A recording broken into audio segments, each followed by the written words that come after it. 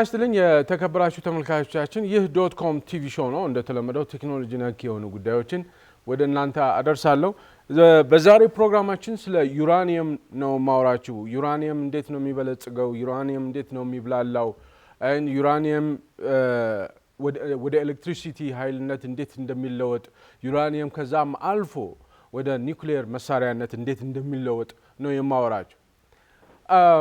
አንድ ድንጋይ እንዲሁ መንገድ ላይ ብታገኙት በእግራችሁ ኳ አርጋችሁ የምትጥሉት በጣም ዝም ብሎ ተራ ድንጋይ፣ ሲምፕል ድንጋይ 700,000 ቤቶችን የመብራት ኃይል ምንጭ መሆን የሚችል መሆኑን ብታውቁ በጣም አያስደንቅም? አንድ ተራ ነጫጭባ ምንም እዚህ ግባ የማትሉት እጃችሁ ላይ ለሰከንድ የማታስቀምጡት 700,000 የሚሆኑ ቤቶች፣ የከተማ ቤቶችን፣ የገጠር ቤቶችን የማብራት አቅም አለው። ሉክ በጣም የሚያስደንቅ ነው። ይሄ ዩራኒየም ኦር ይባላል። ግሎ አያደርግም፣ እንዳልኳችሁ ምንም ስፓርክ አያደርግም፣ አያብለጨልጭም ስታዩት። ነገር ግን በውስጡ የያዘው አቅም በጣም ኢንክሬዲብል የሆነ ፎርስ አቅም አለው እና ዩራኒየም ኢንሪችመንት ማለት ማለት ስለዚህ ነገር ነው የማወራችሁ። በጣም የሚያስደንቅ ወሬ ነው የማወራችሁ የተከበራችሁ ተመልካቾቻችን። የኤነርጂ የኒኩሌር ኃይል እንዴት ነው ከዚህ ነጫጭባ ድንጋይ ወይም ደግሞ ከማይረባ ድንጋይ ይቅርታ ለቃላቱ እንዴት ነው ይሄ ሁሉ ኃይል የሚወጣው? እንግዲህ ዓለማችን ግዙፍ የሚባሉ ሀገራት፣ እነዚህ ሀያላን የሚባሉ ሀገራት የኒውክሊየር ኃይል የታጠቁ ናቸው። አሜሪካና ሩሲያ ሁለቱ ብቻ 90% የሚሆነውን የኒውክሊየር መሳሪያ የታጠቁ ናቸው። ይሄ ሁሉ ጉልበት ያገኙት፣ እንዲህ አይነት ሀያልነት ያገኙት ከዚህ የማይረባ ድንጋይ ነው። ያንን ኃይል አግኝተው ዛሬም ማንም የሚናገራቸው የለም፣ ማንም ቀና ብሎ የሚያያቸው የለም። ኦኬ፣ ኢትዮጵያ የዩራኒየም ኦር አላት ወይ? ኢትዮጵያ የኒውክሌር ኃይል ለማመንጨት ጥረት እያደረገች ነው፣ መሰረቱን እየጣለች ነው አይደለ? በመሰረቱ የዩራኒየም ኦር አላት ወይ? ምንድነው ተስፋ ኢትዮጵያ ከዚህ ረገድ የሚለውን አነሳላችኋለሁ። በጣም የሚያስደንቅ ወሬ ነው ማወራችሁ የተከበራችሁ ተመልካቾቻችን። ቢያንስ ለኔ በጣም የሚያስደንቅ ወሬ ነው። ይሄንን ፕሮግራም በተቻላችሁ መጠን ቢያንስ 15 ደቂቃ 20 ደቂቃ ያክል ለማየት እንድትሞክሩ በአክብሮት እጋብዛለሁ። ባህሩ አባስ ነኝ። ተመልሰን እንገናኛለን።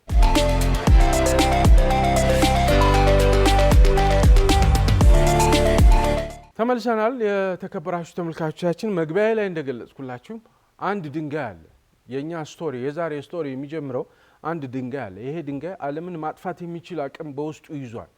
ይሄ ድንጋይ እዚህ ግባ የሚባል ነገር አይደለም። እንዳልኳቸው ግሎ አያደርግም፣ ሻይን አያደርግም ወዘተ። ማንኛውም ድንጋይ ነው። የሆነ ቦታ ላይ የሆነ ተራራ ላይ ብታገኙት በእግራችሁ የምትመቱት አይነት ድንጋይ ነው። በውስጡ ግን እጅግ በጣም የሚያስደንቅ በዩኒቨርሳችን ውስጥ ካሉ በጣም አስደናቂ ፎርሶች መካከል በዚህ ድንጋይ ውስጥ ታምቆ ያለ ነው። ስለዚህ ድንጋይ ነው የማወራችሁ። ይሄ ድንጋይ ወይም የድንጋይ አይነት በካናዳ፣ በካዛክስታን፣ በአውስትራሊያ፣ በናሚቢያ፣ በኒጀር የሚገኝ ነው። ኢትዮጵያም ውስጥ አለ። ግሬድ አለው፣ ግን የኳሊቲ ግሬድ አለው። ኦኬ፣ እንዳልኳችሁ ነው። በጣም የሚያስደንቅ ነገር ነው። ይሄ ድንጋይ እጅግ በጣም የሚያስደንቅ ነገር ነው። አይታችሁ የምትለዩት አይነት ነገር አይደለም። ነገር ግን በውስጡ ቅድም ያልኳችሁ በውስጡ ያለው ኃይል ማለት ነው ትንሽ እንደዚች በጣታችሁ ጫፍ ፊንገር ቲፕስ ነው የሚባለው፣ በጫፋችሁ ጫፍ እንኳን ያክል ኃይሉን ብትወስዱም አንድ ተራራ ሙሉ የከሰል ተራራ ላል ኮል ማውንቴን የሚባል አንድ ተራራ ሙሉ ከሰል ብታቀጣጥሉ እቺ ትንሿ ከዚች የምትወጣው ኃይል ይበልጣል። ከዛ የምታገኙት ከተራራ የሚያክል ከሰል አንድዳችሁ ከምታገኙት ሙቀት ሂት የበለጠ እቺን እጅግ በጣም የሚያስደንቅ ነው። ይሄ ሮ ማቴሪያል፣ ይሄ ሮ ኢንግሪዲየንት እንግዲህ የሰው ልጅም አስደናቂ ነው። እዚህ ይሄ ድንጋይ ውስጥ እንዲህ አይነት አቅም መኖሩን ማወቃቸው በጣም የሚያስደንቅ ነገር ነው። እንዴት ነው ያወቁት? ሳይንቲስቶች እዚህ ድንጋይ ውስጥ ሁለት ኤሌመንቶች አሉ። ይሄን ድንጋይ እንዲያደርጉት ዩራኒየም ኦር እንዲሆን ያደረጉ ሁለት ኤሌመንቶች አሉ። አተምስ ይባሉ ወይም ደግሞ አይዞቶፕስ ይባላል። አይዞቶፕስ ማለት ዲፍረንት ፎርምስ ኦፍ አተም ማለት ነው። በውስጡ እነዚህ ታይኒ በጣም ትንሽ የሆኑ ፓርቲክሎች አሉ። እነዚህ ፓርቲክሎች ዩራኒየም 238 እና ዩራኒየም 235 ብለው ለይቷቸዋል። ኦኬ አይዞቶፕስ ይባላሉ።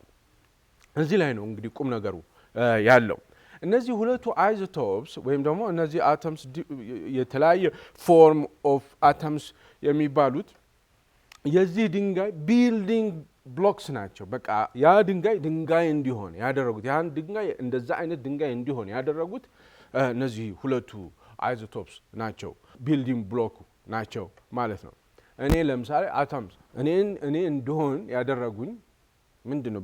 የኔ ቢልዲንግ ብሎክ እኔ እንደዚህ የምመስለውን መሆነውን ሁሉ የሆንኩት እኔ ውስጥ ያለ አተም የሚባል በጣም ትንሹ ዩኒት አለ። የእሱ ዩኒት ውቅር እንደማለት ነው። ከነዚህ ኤሌመንቶች መካከል አንደኛው ነው እንግዲህ የኒውክሊየር ቦምብ የሚሰራበት ኤሌክትሪሲቲ ኃይል ማመንጫነት የሚውል እጅግ በጣም አስደናቂው ይሄ ነው።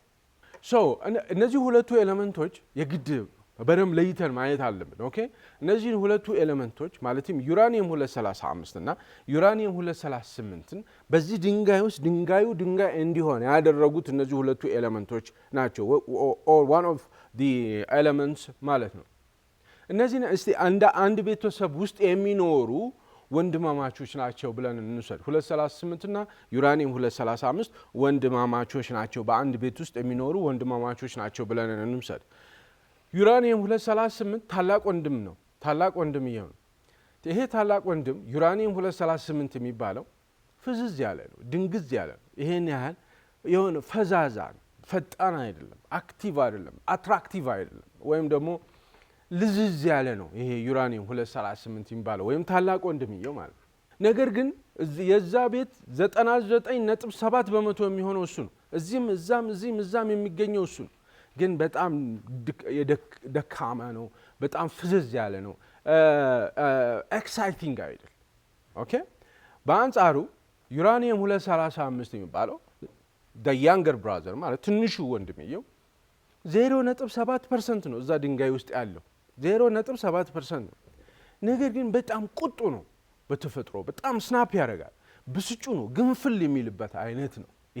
ይሄ የታናሽ ወንድም ማለት ትንሽ የነካችሁት እንደሆነ ቦግ ብሎ ነው የሚመጣው፣ ገንፍሎ ነው የሚመጣው ማለት በጣም ኃይል ያለው ነው፣ በጣም ኢነርጂ ያለው ነው። በኃይል ቁጡ ነው፣ ቶሎ ስናፕ ያደርጋል። ኦኬ ይሄ ዩራኒየም 235 ይባላል፣ ታናሽ ወንድምየው ማለት ነው። ኤንድ ዓለም በሙሉ የሚፈልገው ይሄ ታናሽ ወንድምየው ነው። ምክንያቱም በኃይል ጉልበት ያለው በኃይል ቶሎ ብሬክ በፍጥነት በጣም እንትን ይላል ማለት በጣም ይቆጣል፣ በጣም ኢነርጂ ያለው በኃይል ማለት። ነገር ግን 0.7% ብቻ ነው አይገኝ።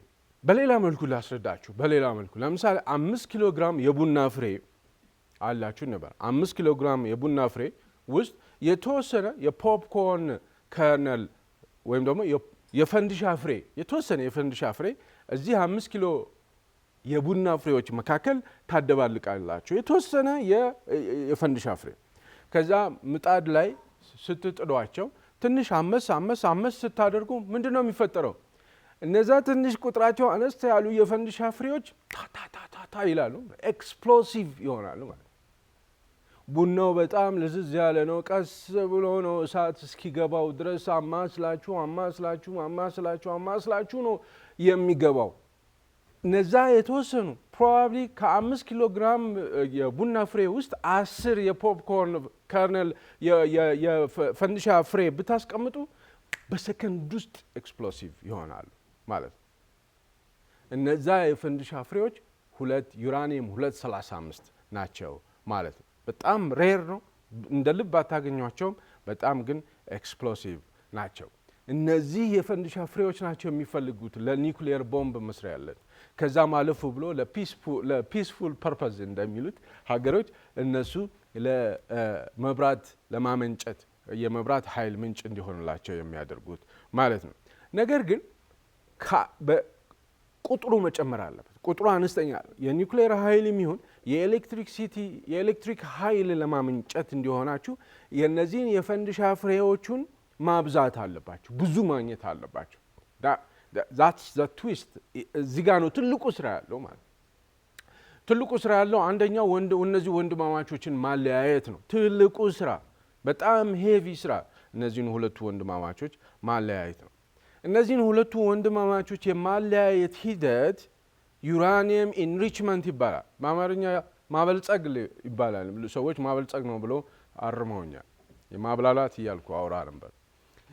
ማበልጸግ እነዚህ ሁለቱ ወንድማማቾች ማበልጸግ ማነው መለያየት ያስፈልጋል። ቤተሰብ መለያየት ያስፈልጋል። ሌላ ምሳሌ ልስጣችሁ። ዩራኒየም ኢንሪችመንት ማለት ምን ማለት ነው? ዩራኒየም ኢንሪችመንት ሲባል ምን ማለት ነው? 3 ኪሎ ግራም ሩዝ ብሰጣችሁ በቃ ወስዳችሁ ቤት ድስት ውስጥ አስገብታችሁ አትቀቅሉም አይደለ? ሳህን ታመጡና ሩዙ ላይ ትደፉና ከዛ በኋላ ለቀማ ነው ትለቅማላችኋል። ሩዙን ከጠጠር ካለ ሌላ ቆሻሻ ነገር ካለ ምናምን ትለቅማላችሁ። ከለቀማችሁ በኋላ ኤዲብል የሆነውን ግሬን ብቻ ነው የምትቀቅሉት። የሚበላውን የሚፈለገውን ግሬን ብቻ ነው የምትቀቅሉት ማለት ነው።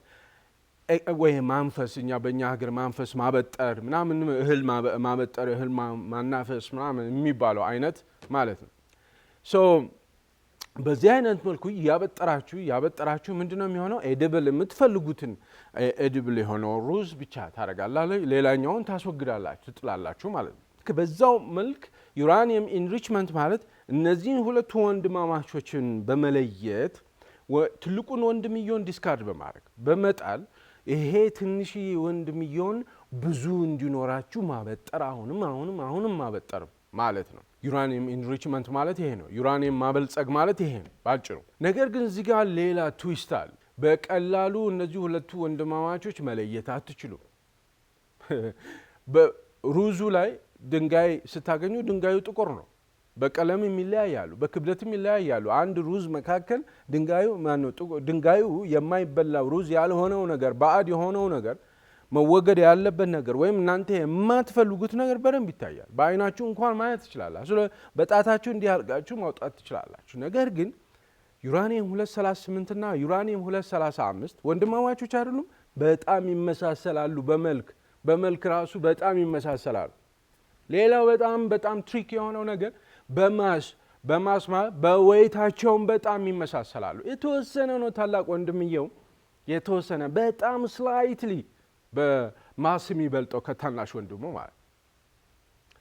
ዩራኒየም ኢንሪችመንት በዚህ አይነት መልኩ ሁለቱ ወንድማማቾችን ለመለያየት የሚሞከርበት ዘዴ ነው። ዩራኒየም ኢንሪችመንት እንዴት ነው ታዲያ የሚለያዩት እነዚህ ሁለቱ ወንድማማቾች?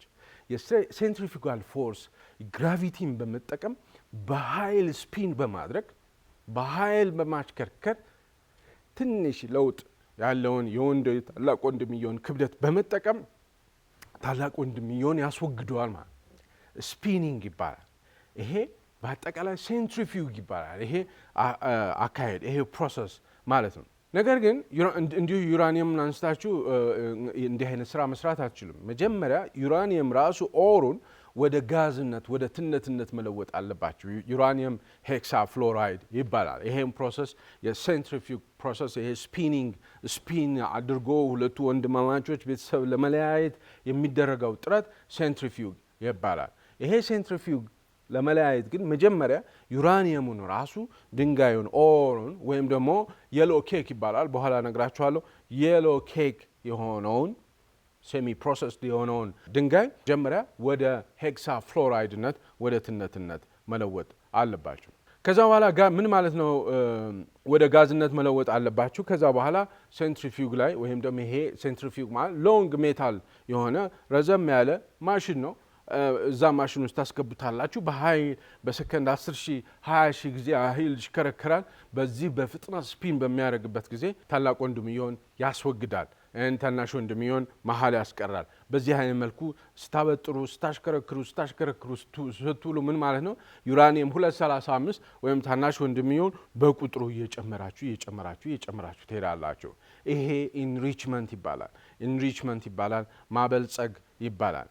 ምን ማለት ነው? በሌላ ነገር ልብስ ስታጥቡ በልብስ ማጠቢያ ማሽን ልብስ ስታጥቡ ምንድን ነው? ልብሱ ይሽከረከራል፣ ማጠቢያው ይሽከረከራል አይደል?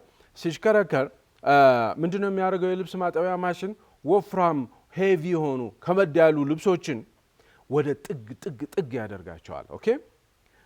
ቀለል ያሉ ልብሶችንስ ወደ መሃል ያደርጋቸዋል።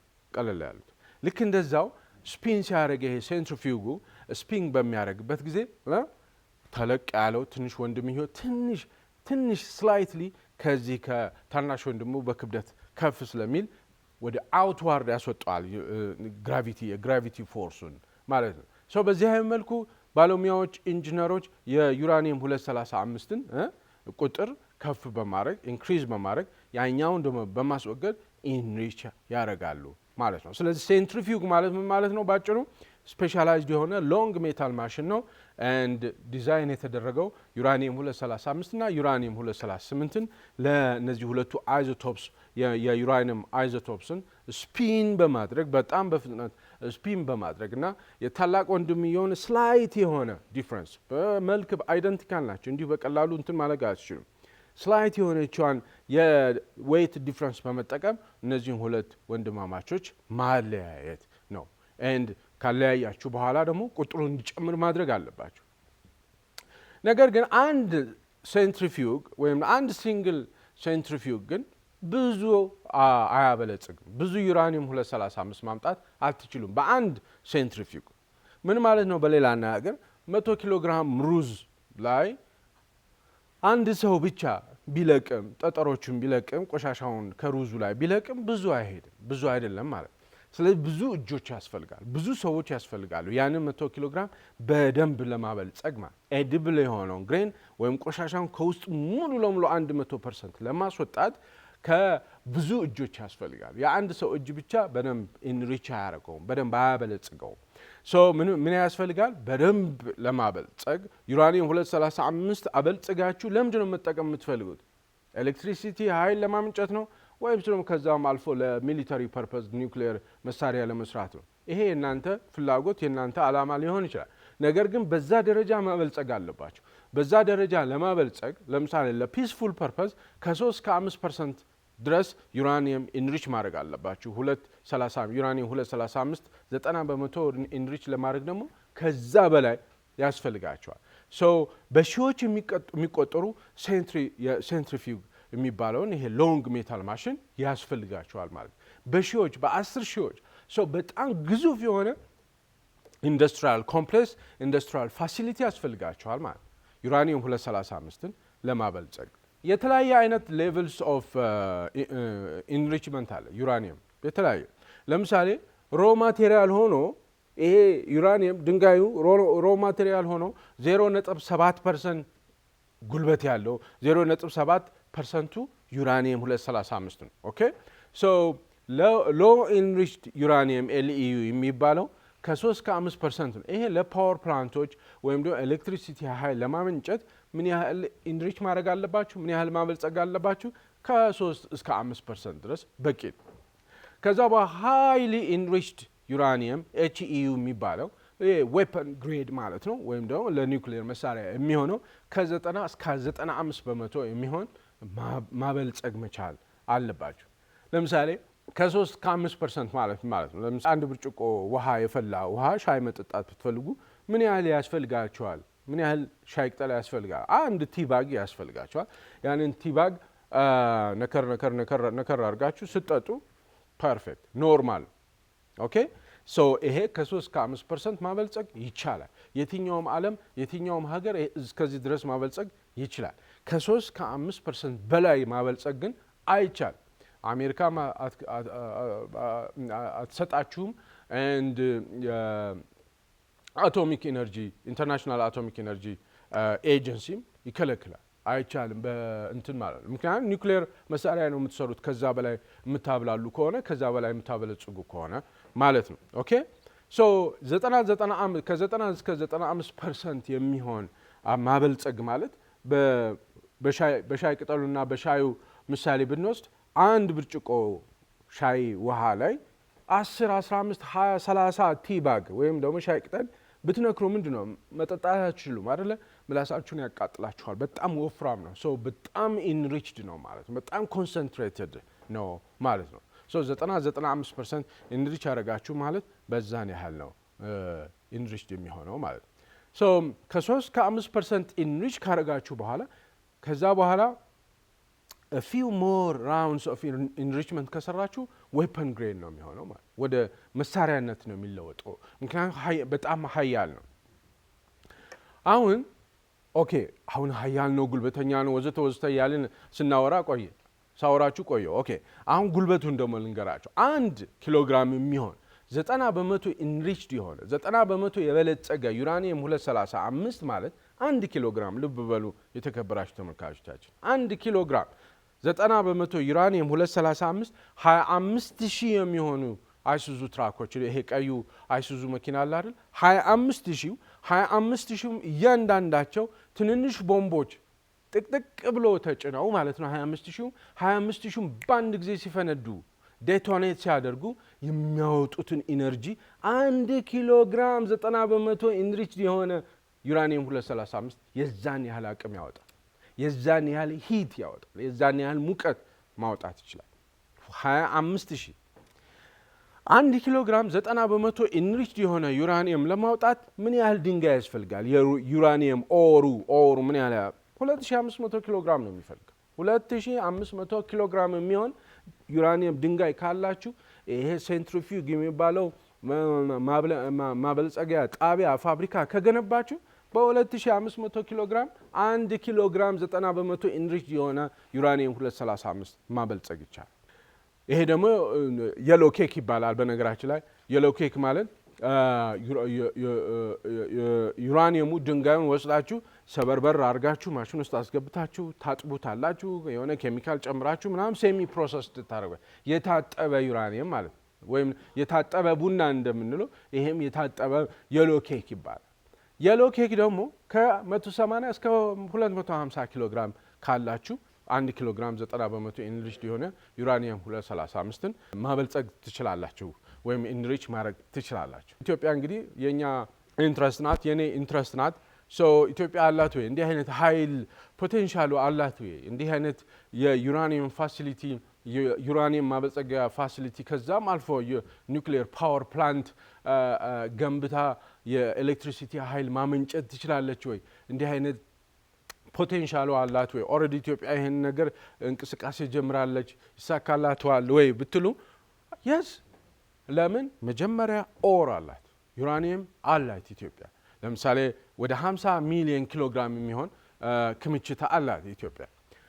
50 ሚሊዮን ስላችሁ ኤግዛክት ቁጥሩ አይደለም። እኔ የተለያዩ ነገሮችን አይታችሁ ነው ስለ ኢትዮጵያ በጣም ጠቃሚ ነገሮች ኢትዮጵያ ውስጥ አሉ ወይ ብላችሁ ሰርች ብታደርጉ ማአት ችግር ነው የሚያወሩት፣ ማአት እንዳለ። ምክንያቱም ኢትዮጵያ ውስጥ ምንም አይነት መረጃ ማግኘት አትችሉም። ምንም ስለ ኢትዮጵያ ውስጥ ያለ ምንም አይነት መረጃ የለም። ፐብሊክ የሆነ ቤታችሁ ቁጭ ብላችሁ በኢንተርኔት አክሰስ አማካኝነት ምንም ነገር ማወቅ አትችሉም። ምንም ነገር መረጃው የለም ማለት አይደለም። መረጃው የሆነ ቢሮ ውስጥ አዋራ ይዟል።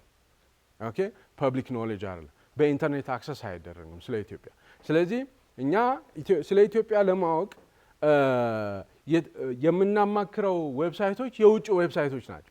የውጭ ዌብሳይቶች ደግሞ ስለ ኢትዮጵያ ስጠይቋቸው 90% አጠልሽተው 90% ደካማ አድርገው በ90% ትንሽ አድርገው ነው የሚያወሩት። ስለዚህ ማበጠር ይፈልጋል። 4 5 6 7 ነገሮች ካነበባችሁ እነዚህ 6 7 ነገሮችን ዶቶቹን አገናኝታችሁ ነው የሆነ ስቶሪ መፍጠር ያለባችሁ ማለት ነው። አልበዛ ዳርክ ነው ስቶሪው፣ ዳርክ ስቶሪ ነው አድርገው የሚጽፉት ማለት ነው። 50 ሚሊዮን ኪሎ ግራም የሚሆን የዩራኒየም ክምችት አላት ኢትዮጵያ ስለ 50 ሚሊዮን ላይሆን ይችላል፣ ያንስ ሊበዛ ይችላል። ግን ሰምሃው 50 ሚሊዮን አካባቢ አላት። እዚህም እዛም ባገኘሁት መረጃ መሰረት ሀረርጌ አካባቢ አለ፣ ኦጋደን አለ፣ ጉጂ ዞን የሚባለው አካባቢ አለ፣ የባሌ ተራሮች አካባቢ አለ፣ ትግራይ ሪጅን አለ። ኦኬ ቅድም ምን ብያችኋለሁ? 1 ኪሎ ግራም 90% ኢንሪችድ የሆነ ዩራኒየም 235 25000 የሚሆኑ የአይሱዙ ትራኮች አንድ ላይ ቦምብ ተጭኖ አንድ ላይ ሲፈነዱ የሚያወጡትን ኢነርጂ ያወጣል። 1 ኪሎ ግራም አንድ ኒውክሊየር ቦምብ ለመስራት ምን ያህል ኪሎ ግራም ዩራኒየም 90% ዩራኒየም 90% ኢንሪችድ የሆነ ዩራኒየም 235 ያስፈልጋል? አንድ ኒውክሊየር ቦምብ ለመስራት ከ15 እስከ 25 ኪሎ ግራም ዩራኒየም 90% ኢንሪችድ የሆነ ዩራኒየም 235 ይፈልጋል አንድ ኒውክሊየር ቦምብ ለመስራት። ልብ በሉ 1 ኪሎ ግራም 90% ኢንሪችድ የሆነ ዩራኒየም 235 25000 አይሱዞች ጥቅጥቅ ብሎ ቦምብ ተጭነው አንድ ላይ ዴቶኔት ሲደረጉ የሚያወጣው ኢነርጂ ማውጣት ይችላል። አንድ ኒውክሊየር ቦምብ ደግሞ 25 ኪሎ ግራም 90% ኢንሪችድ የሆነ ዩራኒየም 235 ይፈልጋል። በሌላ አነጋገር 25000 ሲባዛ 25000 625000 አይሱዙ ትራኮች አንድ ላይ ተጭነው ሲፈነዱ የሚያወጣውን ያህል ኢነርጂ ያወጣል። ማን? አንድ ኒውክሊየር ቦምብ። አንድ ኒውክሊየር ቦምብ ለመስራት ደግሞ ወደ 6000 ኪሎ ግራም የሚሆን የሎ ኬክ ነው የሚፈልገው፣ ወይ ደግሞ 50000 ኪሎ ግራም የሚሆን ዩራኒየም ኦር ድንጋዩ ነው የሚፈልገው። ሉክ ሲምፕል ነው፣ ብዙ አይደለም። ፋሲሊቲው ካለ ቅድም እንዳልኳቸው የማብለያ ጣቢያው ካለ ሴንትሪፊዩግ የሚባለው ካለ ሲምፕል ነው።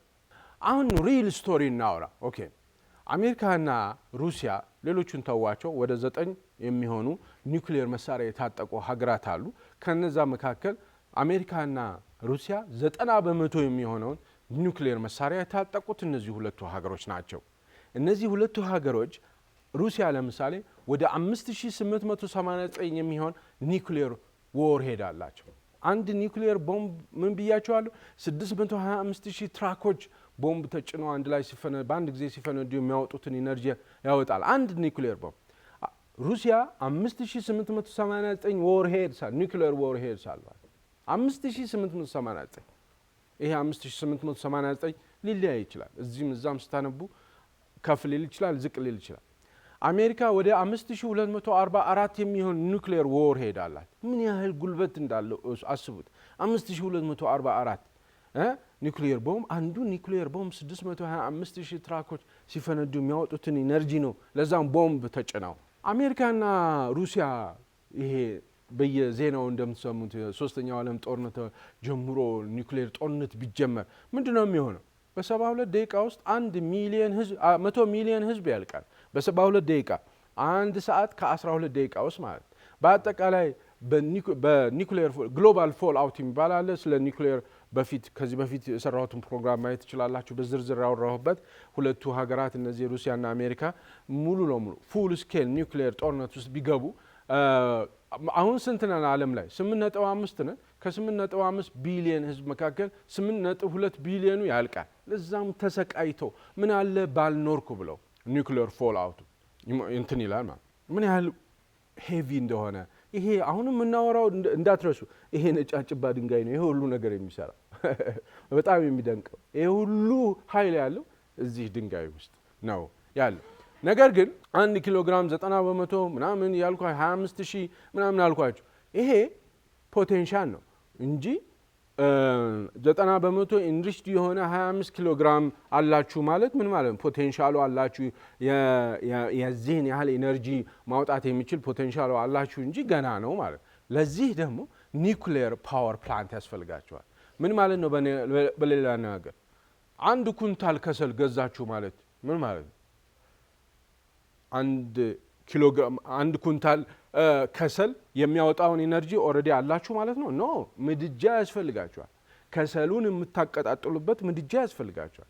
1 ኩንታል ከሰል ስታቀጣጥሉት ነው ወደ ኢነርጂነት ወደ ሂትነት የሚለወጠው። ሰው ምድጃ ያስፈልጋችኋል።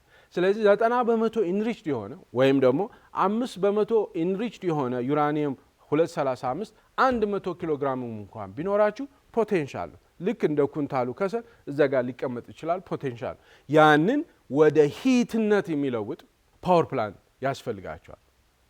እነዚህ ኒውክሊየር ፓወር ፕላንት ይባላሉ። እነዚህ የኢንጂነሪንግ ማርቭል ናቸው። እጅግ በጣም የሚያስደንቅ ነው። እነዚህ ፓወር ፕላንቶች ዲዛይን የተደረጉት በምድራችን ላይ በዩኒቨርሳችን ላይ ካሉ በጣም ፓወርፉል ፎርስስ መካከል በኢንሳይድ አተምስ በአተም ውስጥ ያለውን ነገር ሃርነስ ለማድረግ የዲዛይን የተደረጉ ናቸው። ኤሌክትሪሲቲ ጄኔሬት ያደርጋሉ። የኤሌክትሪሲቲ ኃይል ያመነጫሉ። ለማመንጨት የሚያስችል ማለት ነው። እነዚህ ኒውክሊየር ፕላንት ወይም ምድጃ በሉት እጅግ በጣም ግዙፍ ናቸው። እጅግ በጣም ግዙፍ ፋሲሊቲዎች ናቸው። ለእኔ ቤት ከሰልን ወደ ሂትነት የምለውጠው ምድጃው ላይ ነው። እዛ ምድጃው ላይ የሚበቃውን ያህል ከሰል አረጋለሁ። ሲምፕል እንዳይመስላችሁ የሚበቃውን ያህል ስላችሁ ሲቀጣጠል ቤት ውስጥ ኮንትሮል ማድረግ አለብኝ። ከእሳቱ ተቀጣጥሎ ቤቴንም እንዳያቃጥለው እኔንም እንዳያቃጥለኝ ኮንትሮል ማድረግ አለብኝ። ማራገብ አለብኝ እሳት ምንም እንዲወጣ። ኤግዛክትሊ እንደዚህ ነው የሚሰራው ኒውክሊየር ፓወር ፕላንት። ኒውክሊየር ፓወር ፕላንት ምንድነው ስራው ብትሉ ሂትን ወደ ዩዘብል የሆነ ኤሌክትሪካል ኢነርጂነት ይለውጣል። ሂት ይፈጠራል፣ ከፍተኛ የሆነ ሂት። ከዛ እናንተ ከሰል ታርገበግባላችሁ። ዝም ብሎ አይደለም ከሰል የምታርገበግቡት። ከሰሉ እሳት ሲሆን ፍም ሲሆን ዝም ብሎ ፍም መሆኑ ብቻ አይደለም። ወይ ትሞቁታላችሁ ወይም ምግብ ታበስሉበታላችሁ። ሰው የግድ ሂቱን ወደ ሌላ ነገር ኮንቨርት ማድረግ ያስፈልጋል አይደለ? ምግብ ወደ ማሞቂያነት ወይም ደግሞ ራሳችሁ ለመሞቂያነት ተጠቀሙ። ሂቱን ቤቱን ለማሞቅ ልትጠቀሙበት ትችላላችሁ። ይሄ ግን ኒውክሊየር ፓወር ፕላንት ግን ሂቱን ወደ ዩዘብል የሆነ ኤሌክትሪካል ኢነርጂነት ይለውጣል። ትንሽ እስቲ ገባ ብለን እንዲሁ ዝም ብሎ በወሬ ደረጃ በቃላት ደረጃ ኒውክሊየር ፕላንት ምን ይመስላል እንዳልኳችሁ እጅግ በጣም ማሲቭ የሆነ ሴኩሪቲ ያለው ኢንዱስትሪያል ኮምፕሌክስ ነው። ኢትዮጵያ እንዲህ አይነት ፓወር ፕላንት የመገንባት ህልም አላት። እንዲሳካላት በኃይል ከልብ ይመኛለሁ። በነገራችን ላይ በእኔ እድሜ ይሄ ነገር ተደርጎ ባይ ከፍተኛ ደስታ የሚሰማኝ ይመስለኛል እንደ አንድ ተራ ኢትዮጵያዊ። ወደ ውስጥ ስትገቡ ኒውክሊየር ፓወር ፕላንት አለ። እዚህና ኒውክሊየር ፓወር ፕላንት ውስጥ በጣም ታወሪንግ የሆነ ግዙፍ የሆኑ ኩላንቶች አሉ። ኩሊንግ ታወርስ ይባላል። እነዚህ ኩሊንግ ታወርስ በአፋቸው እንፋሎት ያወጣሉ። እነዚህ እንፋሎት ጭስ አይደለም፣ ጭስ ሳይሆን የውሃ ቬፐር ናቸው። ከኩሊንግ ፕሮሰስ በኋላ የሚወጣው ትነት ማለት የውሃ ትነት ነው የሚወጣው እንጂ ጭስ አይደለም። ወደ ውስጥ ገባ ስትሉ በጣም ግዙፍ የሆኑ ፓይፖች፣ ቱቦዎች፣ የብረት ቱቦዎች ስኔክ ያደርጋሉ ማለት እንደዚህ ይሽለኮልካሉ። በየኮርደሩ ውሃ ይዘው የሚሄድ አለ። አንዱ ግማሹ ስቲም ይዞ ይመጣል፣ ግማሹ ኩላንት የሚባለው ኩላንት መኪና ላይ የምትጠቀሙበት ሙቀትን የሚያስወግደው አለ አይደል? ኩላንት አለ። በጣም ቲክ በጣም ወፋፍራም ትልልቅ ዎሎች ወይም ግድግዳዎች አሉት። እጅግ በጣም የሚያስደንቅ ፋሲሊቲ ነው። አይታችሁ ታውቃላችሁ በቪዲዮ ፓወር ፕላንት በቪዲዮ እስቲ ኒውክሊየር ፓወር ፕላንት ብላችሁ ዩቲዩብ ላይ ፈልጉና እንደው ውስጡን እዩት እስቲ እንዴት አይነት አሜዚንግ እንደሆነ ማለት እንዴት አይነት የሚያስደንቅ እንደሆነ የሰው ልጅ እንዴት አስደናቂ እንደሆነ ለመመልከት ሞክሩ። ኦልሬዲ የምታውቁትም ይኖራል። በውስጥ እንግዲህ ሰዎች ሻማ፣ ቢጫ ሻማ፣ ቀይ ሻማ የለበሱ ሰዎች አሉ። ፊታቸውን ማስክ የሚያደርጉ እዚህ ጋር የሚያንጠለጥሉት ባጅ አለ። ይሄ ባጅ ለየት ያለ ባጅ ነው። የኒውክሌር ራዲዬሽንን ሜዥር ማድረግ የሚችል የተወሰነ ክሊፕ አለው። ያንን ራዲዬሽን ማኔጅ ያደርጋል ወይም ደግሞ ሜዥር ያደርጋል። ይቅርታ ሜዥር አድርጎ አንድ ሰው ከሴፍ ሊሚት በላይ ከሆነ ወይም ደግሞ ለአንድ ሰው ጤናው የማይጎዳው ደረጃ ላይ ከሆነ ብቻ ነው እዛው የሚቆየው። ከዛ ውጪ ከሆነ ራሱ ይሄ ባጁ ይናገራል ማለት ነው። ቸርኖቢል የሚል ፊልም አይታችኋል? ቸርኖቢል የሚል ዶክመንተሪ፣ የሩሲያ ዶክመንተሪ እንድታዩት ጋብዛለሁ በአክብሮት። እዚህ ኒውክሊየር ፓወር ፕላንት ውስጥ የኒውክሊየር ፓወር ፕላንቱ ዋናው ልቡ ኒውክሊየር ሪአክተሩ ነው። በቃ ይህን ሂት የሚፈጥረው ሂት የሚፈጠርበት ከዛ እንግዲህ ያ ሂት ወደ ኤሌክትሪሲቲ ኃይልነት የሚለወጥበት ነው። ይሄ ሪአክተር ኮር ፓወር ሃውሱ ማለት የአንድ መኪና ሞተር እንደምንለው በኮሎሳል ስኬል ማለት ነው። ሞተር ራሱ አይነት ምሳሌው 100 ፊት የሚያደርግ አይደለም እንደ እንትን ነው። ነገር ግን እንደዛ ማለት ነው። ኦኬ የፓወር ፕላንቱ ልቡ ማለት ዋናው እዛ ጋር የሚብላላው ይሄ ኢንሪችድ የሆነው ዩራኒየም እዛ ውስጥ ከገባ በኋላ ነው እንግዲህ ኃይል የሚፈጠረው ማለት። ኃይል ማለት ሂት ማለት ነው። ሂቱ ከዛ በኋላ ወደ ኤሌክትሪክ ሲቲነት ይለወጣል። ይሄ ሪአክተር ኮር 12 ጫማ በ15 ጫማ የሚሆን ነው። ርዝመቱም ዳያሜትሩ ሲሊንደሪካል የሆነ ቬዝል ነው። እዛ ቬዝል ውስጥ ፊውል ሮድስ የሚባሉ አሉ። እዛ ፊውል ሮድስ ውስጥ ደግሞ ኢንሪችድ ዩራኒየም ፔሌትስ የሚባሉ አሉ። ትንንሽ በጣም ትንንሽ እዛ ውስጥ ትንሽ ቱቦ ነገር ነው። እዛ ውስጥ ይጠራቀማሉ ማለት ነው። ኦኬ ለምሳሌ አንድ ኒውክሊየር ፊውል ፔሌት ማለት ትንሽዬ ኮምፓክት ሲሊንደር ናት።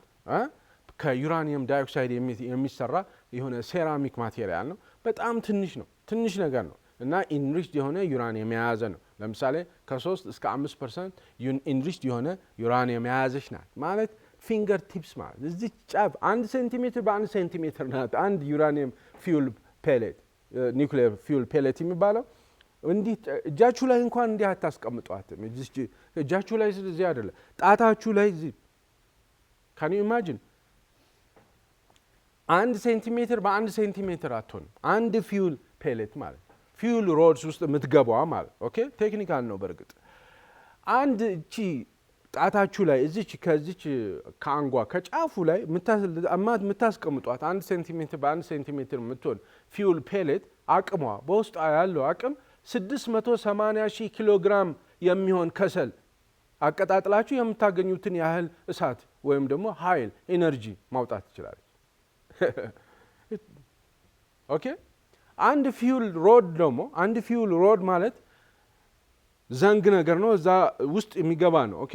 እነዚህን ማጠራቀም ፊውል ፔሌቶችን ታጠራቅሙታላችሁ ማለት ኒውክሌር ሪአክተሩ ውስጥ ምድጃው ዋና ምድጃው ውስጥ ማለት ነው። አንድ ፊውል ሮድ ከ300 እስከ 400 ፔሌት ይይዛል። እንግዲህ 400 ሲባዛ በ600 ኪሎ ግራም ከሰል ብታባዙት አንድ ፊውል ሮድ ወደ 272,000 ኪሎ ግራም የሚሆን ከሰል ሲቀጣጠል የሚያወጣውን ያህል ሂት ማውጣት ይችላል ማለት ነው። ከዛ እንዴት ነው የሚቀጣጠለው? ኦኬ እሳቱ አሁን ከሰል አይ ቲንክ ማቀጣጠያ መጥታለች አይደለ? ድሮ ከሰል ብለን ምን ብለን አባብለን ነው የሚቀጣጠል። አሁን ግን ማቀጣጠያ መጥታለች አይደል? ታቀጣጥሏለች፣ የምታቀጣጥላለች። ክብሪት ጫር ታደርጋለች። ኤክሳይት ማድረግ አለባቸው። ሶ አሁንም 20 ኪሎ ግራም የሚሆን 200 ኪሎ ግራም የሚሆን 90 በመቶ ኢንሪች የሆነ ዩራኒየም 235 አላችሁ ማለት ቅድም እንዳልኳችሁ ነው። አንድ ኩንታል ከሰል አላችሁ፣ ግን ያ ከሰል ገና እንትን አላለ። ከሰሉን ወደ ሂት እንዲለወጥ ማቀጣጠል አለባችሁ። ለማቀጣጠል ምን ማድረግ አለባችሁ? ኤክሳይት ማድረግ አለባችሁ። ጫር ማድረግ አለባችሁ። ማበሳጨት አለባችሁ አይደለ? መተንኮስ አለባችሁ። እሺ ስናፕ እንዲያደርግ ብልጭ እንዲል እንዲነሳ ማድረግ መቻል አለባችሁ።